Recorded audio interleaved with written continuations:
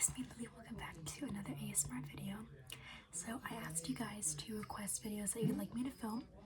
I didn't see more requests specifically, but I remember JB ASMR. She's a big ASMRist. She read Star Girl to her viewers for a couple of chapters, read the whole book. And I was like, you know what, I've always wanted to do a reading kind of series on YouTube. So I thought I would do Because of Winn-Dixie. It is a classic book. I feel like every single kid grew up with this book. So I thought I'd read like 2 chapters for you guys. And if you guys like this series, I'll read some more. Ignore my dog Baxter in the background. That's him right there. He just wants attention, so he's whining because he's like, you talking, you're not talking to me. So this is Because of Winn-Dixie by Kate DiCamillo. I'm going to read you guys what's on the back. Okay.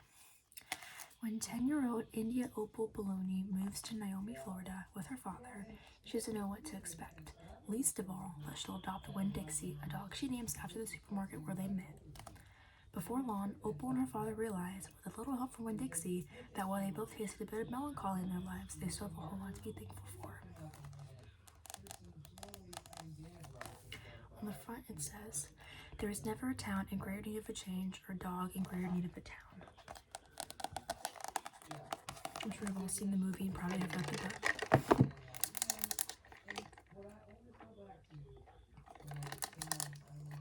Oh my gosh, we're losing the lid. Okay.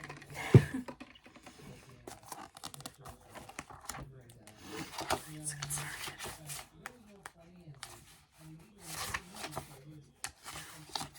Chapter 1. My name is India Opal Baloney, and last summer my daddy, the preacher, sent me to the store for a box of macaroni and cheese, some white rice, and 2 tomatoes, and I came back with a dog. This is what happened. I walked into the produce section of the Winn-Dixie grocery store to pick out my 2 tomatoes, and I almost bumped right into the store manager. He was sitting there all red-faced, screaming and waving his arms around. Who let a dog in here? He kept on shouting. Who let a dirty dog in here? At first, I didn't see a dog. There were just a lot of vegetables rolling around on the floor, tomatoes and onions and green peppers.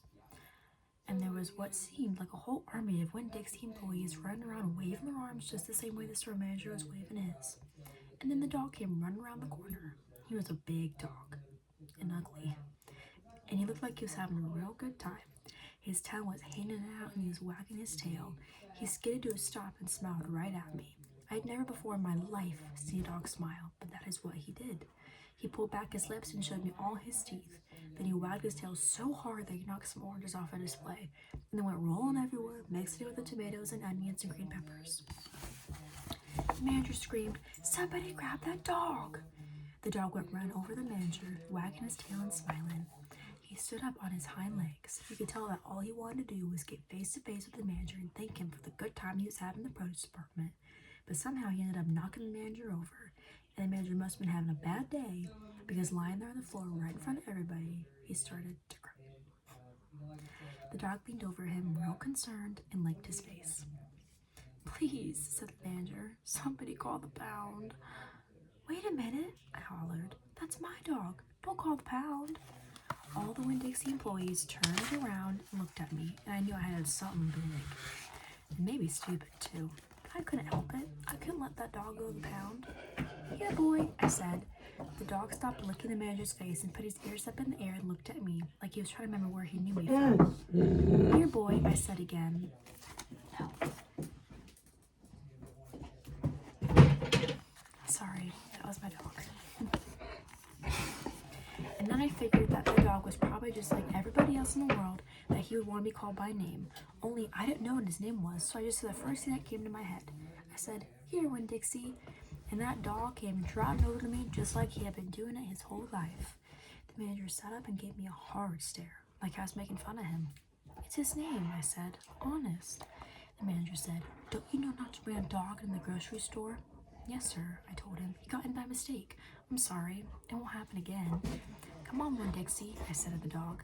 I started walking and he followed along behind me as I went out of the produce department and down the cereal aisle and past all the cashiers and out the door.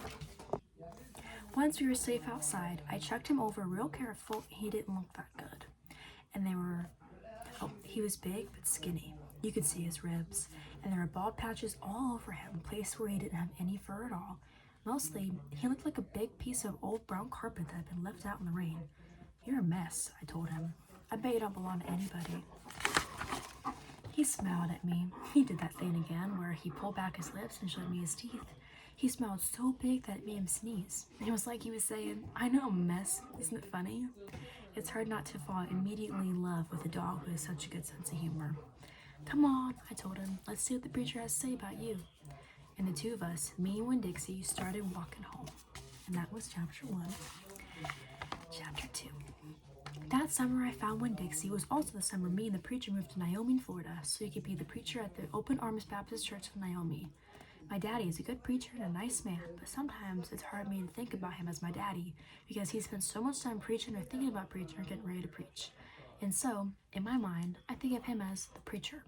Before I was born, he was a missionary in India, and that is how I got my first name. But he calls me by my second name, Opal, because that was his mother's name, and he loved her a lot. Anyway, while me and Winn-Dixie walked home, I told him how I got my name and how him and I had just moved. Sorry, I messed that up. Anyway, while me and Winn-Dixie walked home, I told him how I got my name, and I told him how I had just moved to Naomi. I also told him about the preacher and how he was a good man, even if he was too distracted with ceremonies and prayers and suffering people to go to grocery shopping. "But you know what?" I told Winn-Dixie. "You are a suffering dog, so maybe he would take you right away. Maybe he'll let me keep you." Winn-Dixie looked up at me and wagged his tail. He was kind of limping like something was wrong with one of his legs, and I have to admit, he stunk bad.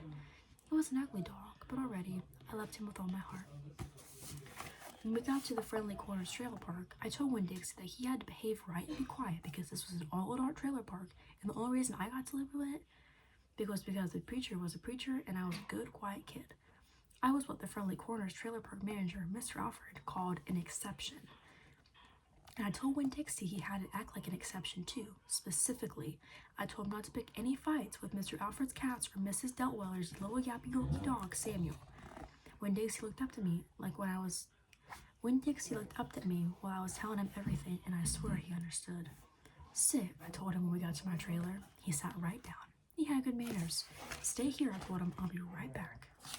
The preacher was sitting in the living room, writing at a little fold-out table. He had papers spread all around him and he was rubbing his nose, which always means he is thinking hard.